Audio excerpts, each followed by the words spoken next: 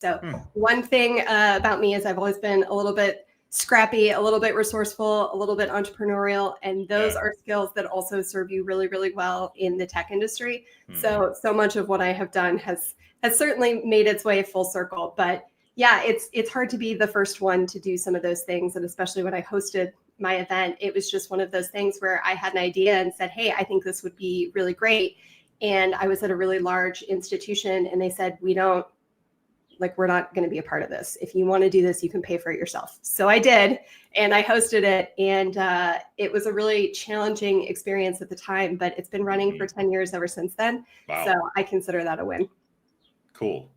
And like, if someone wants to give, I know there's different kinds of TED Talks. Yeah. Like if someone wants to give a TED Talk or TEDx talk, like how does someone do that?